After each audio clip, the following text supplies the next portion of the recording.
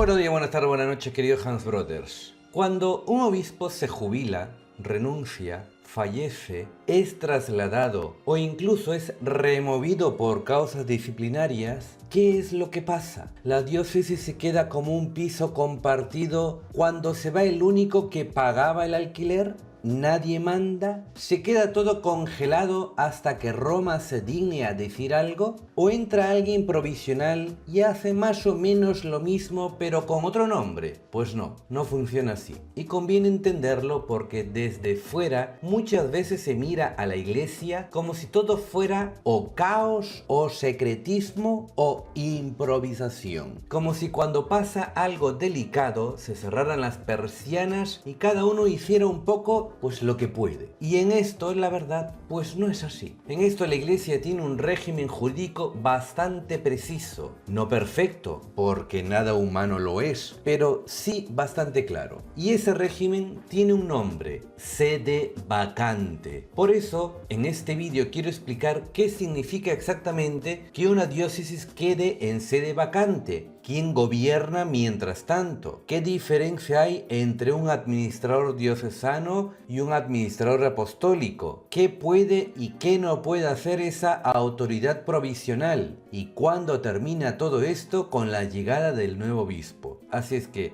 si te interesa, vamos para allá. El canon 416 dice lo siguiente: queda vacante una sede episcopal por fallecimiento del obispo, renuncia aceptada por el romano pontífice, traslado y privación intimada al obispo. O sea, si uno oye sede vacante, enseguida piensa normalmente en muerte o en jubilación. Y no, también puede haber sede vacante porque el Papa ha aceptado una renuncia, porque el obispo ha sido trasladado a otra diócesis o porque se le ha privado del oficio. O sea, no toda sede vacante nace de un drama. A veces sí, obviamente, pero a veces es simplemente una transición ordinaria de gobierno. Es más, la sede vacante no significa abandono, ni que la diócesis quede huérfana en el sentido caótico del término, ni que la iglesia diga: bueno, hagan lo que puedan hasta nuevo aviso, ya os llamo, cuidaros mucho.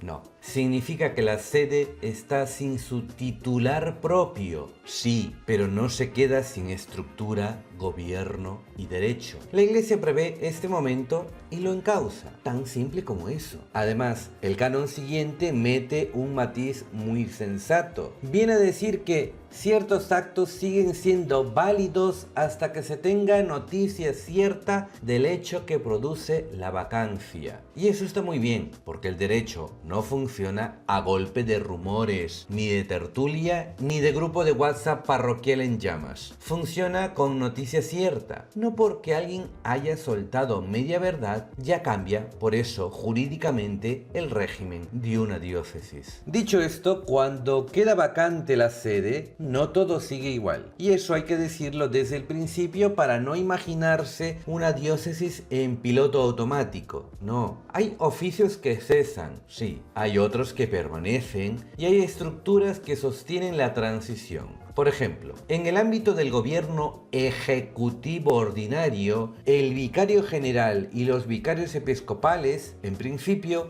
cesan con la sede vacante, con los matices que el propio derecho contemplan en algunos supuestos. O sea, ya no son nada. Eso ya te indica que el cambio de régimen es algo real. No es simplemente que falta el obispo, pero todo lo demás sigue igual, como si aquí no hubiera pasado nada. Pero al mismo tiempo no desaparece todo. Permanecen piezas importantes para que la diócesis no se convierta en una romería jurídica. Por ejemplo, permanece el colegio de consultores, que va a tener un papel decisivo. Permanece el canciller de la curia. Y permanece también la dimensión judicial de la diócesis, el vicario judicial, porque la vida judicial no se puede volatilizar de un día para otro como si nada. Además, hay cautelas fuertes con la documentación documentación sensible, y esto tiene toda la lógica del mundo, porque una diócesis no puede vivir esas transiciones como una feria, con medio mundo entrando a tocar papeles, a ordenar y a dejar las cosas colocadas según sus ganas. La Iglesia, cuando regula bien estas cosas, sabe que una interinidad mal llevada puede hacer bastante daño. Por tanto, en sede vacante cae una parte del gobierno ordinario, permanecen algunas estructuras clave y desde ahí se organiza el paso siguiente. Porque alguno me dirá, ¿y durante la sede vacante quién lleva el timón en ese primer momento? El canon 419 dice lo siguiente: al quedar vacante la sede y hasta la constitución del administrador diocesano, el gobierno de la diócesis pasa al obispo auxiliar, o si son varios, al más antiguo de ellos por el orden de su promoción, y donde no haya obispo auxiliar, al colegio de consultores, a no ser que la Santa Sede hubiera establecido otra cosa. O sea, no hay esa escena de película mala en la que todos se miran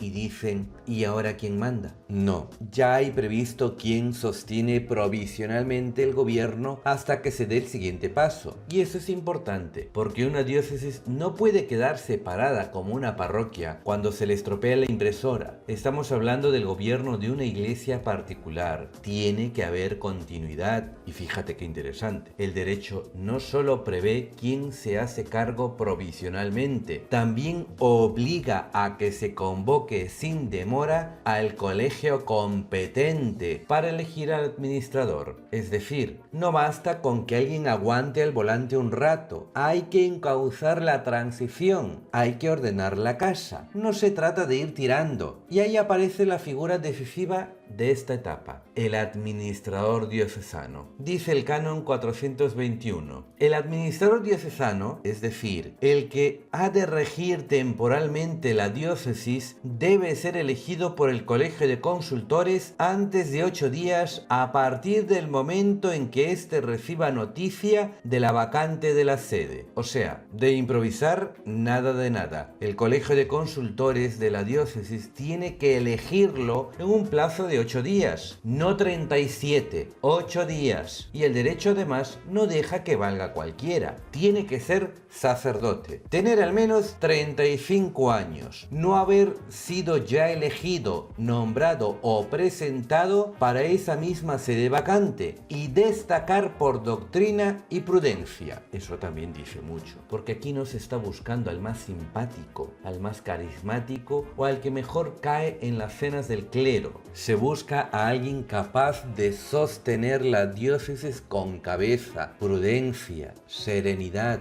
sin ponerse a actuar como si ya fuese el obispo nuevo, porque esa es la tentación infantil con la que hay que cortar desde el principio. Pensar que el administrador diocesano es una especie de obispo low cost, un obispo en prácticas o un sustituto que entra a hacer lo mismo hasta que llegue el titular, pues no. Tiene verdadero gobierno, sí, pero su lógica no es la del relevo pleno, su lógica es la custodia. No le dan la diócesis para que deje su sello personal, le dan la diócesis para que no se desordene mientras llega quien sí tendrá que pastorearla como obispo propio. Y aquí está el punto decisivo. Si yo solo digo que el administrador diocesano gobierna, alguno ya se imagina al hombre entrando en la curia como quien hereda una empresa y diciendo, bueno, vamos a cambiarlo todo. Pues no, quieto ahí, compañero. El canon 428 dice, vacante la sede, nada debe innovarse. Esa frase no solo pone un límite jurídico, sino que marca el espíritu entero de este tiempo. Sí, hay autoridad, hay decisiones que tomar, hay vida diocesana que sostener, pero no estás para innovar, ni para hacer una reforma integral, ni para meter una cirugía mayor, ni estás para dejar una firma personal como si te hubieran dado carta carta blanca. Os doy un ejemplo. Si alguien te deja las llaves de su casa porque se va una temporada, una cosa es que riegues las plantas, abras cuando haga falta y evites que aquello se caiga a pedazos. Otra muy distinta es que te pongas a tirar paredes, cambiar la cocina y vender los muebles de la abuela por buscar algo más moderno. Pues esto es un poco igual. Tiene las llaves, sí, pero no le han dado la casa. Por eso el propio código añade que se prohíben actos que puedan causar prejuicio a la diócesis o a los derechos episcopales, y también prohíbe sustraer,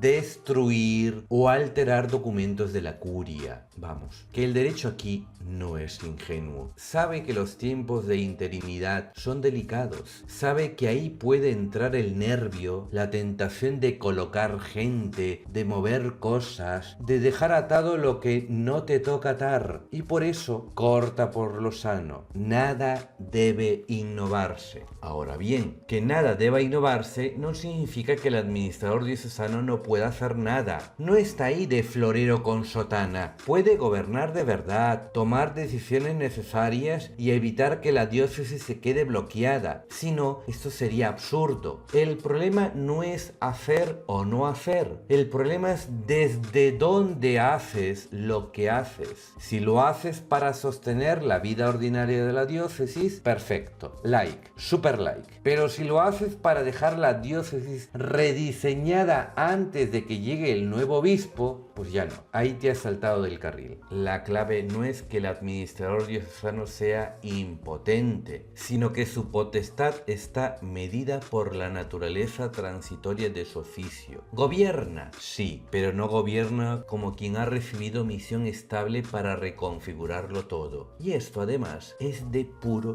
sentido común. Porque si cada interinidad se convierte en ocasión para hacer una pequeña revolución, el nuevo obispo llegaría a una diócesis medio tocada, medio reordenada por otro y con media curia recolocada según intereses ajenos. Y eso sería un disparate. Y ya que estamos aclarando confusiones, esta conviene dejarla bien limpia, porque se mezcla muchísimo. No es lo mismo un obispo auxiliar que un obispo coadjutor. Y no es una sutileza de canonistas aburridos, porque esto cambia bastante la película. El coadjutor tiene derecho de sucesión, es decir, si la sede queda vacante y ese coadjutor ya había tomado posesión legítima, pasa inmediatamente a ser obispo de la diócesis. Ahí no estás en un escenario típico de a ver a quién eligen de administrador. No, ahí ya había un sucesor previsto. En cambio, con el obispo auxiliar no es así. El auxiliar puede asumir provisionalmente el gobierno en ese primer momento, puede ser elegido administrador diocesano, puede tener un papel importante, sí, pero no hereda la sede por el mero hecho de ser auxiliar. Por eso conviene decirlo de manera brutalmente simple. El obispo auxiliar no es heredero, el coadjutor ese sí. Y junto al administrador diocesano aparece otra figura que también conviene entender bien,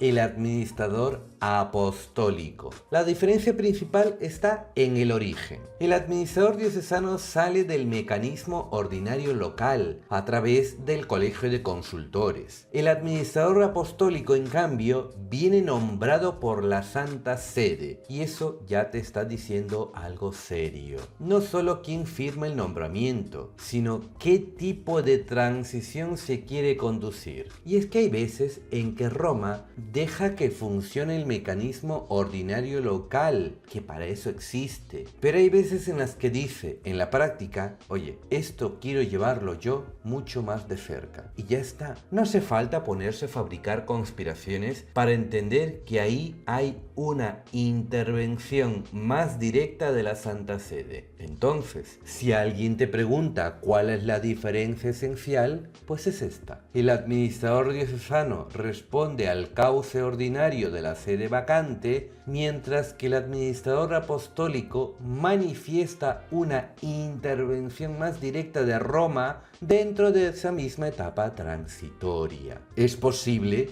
que cualquiera de los dos termine siendo el obispo diocesano. Sí, como pueda que sea posible que ninguno de los dos llegue a serlo. Paréntesis, en el caso de Guacho, Monseñor Emilio Cuadros Vega fue administrador diocesano antes de la llegada de Monseñor Lorenzo. Monseñor Eduardo Tarazona fue administrador apostólico antes de la llegada de Monseñor Antonio Santarciero. Guacho ha tenido ambas. Ninguno de los dos terminó siendo obispo de Guacho. Cosas que pasan. Cierro paréntesis. Seguimos. Y alguno me dirá, vale, ¿y cuándo se acaba toda esa transitoriedad? El canon 382 dice: quien ha sido promovido al episcopado no debe inmiscuirse en el ejercicio del oficio que se le confía antes de tomar posesión canónica de la diócesis. O sea, una cosa es el nombramiento, otra, el inicio efectivo del gobierno. No basta con que salga la noticia, con que aparezca la foto o con que media diócesis le felicite por Instagram. Hace falta toma de posesión canónica. Hace falta ese acto por el que jurídicamente recibe la diócesis. Y por eso el canon 430 lo remata así: el administrador diocesano cesa en su cargo cuando el nuevo obispo toma posesión de la diócesis. O sea, no cuando le anuncian al nuevo obispo, no cuando lo entrevistan, no cuando todo el mundo empieza a llamarle monseñor en los comentarios, sino cuando toma posesión canónica. Ahí termina la sede vacante en lo que toca al gobierno transitorio y empieza de verdad el pastoreo del nuevo obispo. Y esto, bien mirado, tiene toda la lógica del mundo, porque la Iglesia no se rige solo por impactos de comunicación, se rige por actos jurídicos y eclesiales reales. Una diócesis no se entrega por medio de una nota de prensa. Y antes de acabar, me interesa subrayar una última cosa para que no parezca que estamos haciendo gestoría eclesiástica con incienso, que la verdad sería tristísimo, porque una diócesis en sede vacante no está simplemente esperando a que le asignen gerente, está esperando un pastor,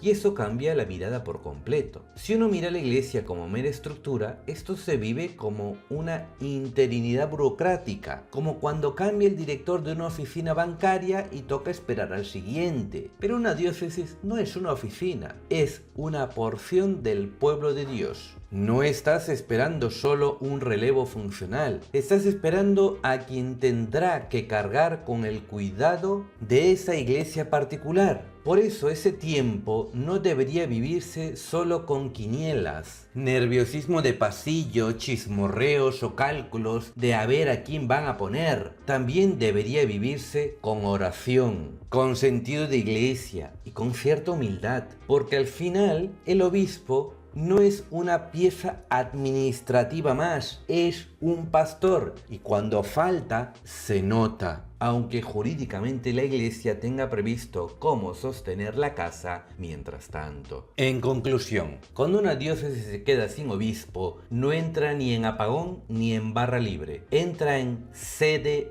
vacante. Cambia el mapa del gobierno, se sostiene la continuidad, se encausa la transición y se custodia la diócesis hasta que el nuevo obispo tome posesión canónica, no antes. Y claro, después de entender todo esto, la pregunta sale sola. Muy bien, ya entendimos qué pasa cuando una diócesis queda vacante, pero yo quiero un poco de chicha. ¿Cómo se elige el nuevo obispo? ¿Quién pone los nombres? ¿Qué hace el nuncio? ¿Cómo se mira esto? ¿Cómo se filtra? ¿Qué decide finalmente el Papa? Si queréis la respuesta a todo ello, apoyad mucho este vídeo en los comentarios, dándole like, compartiéndolo. Y si veo interés, ese será el siguiente vídeo. Depende de vosotros.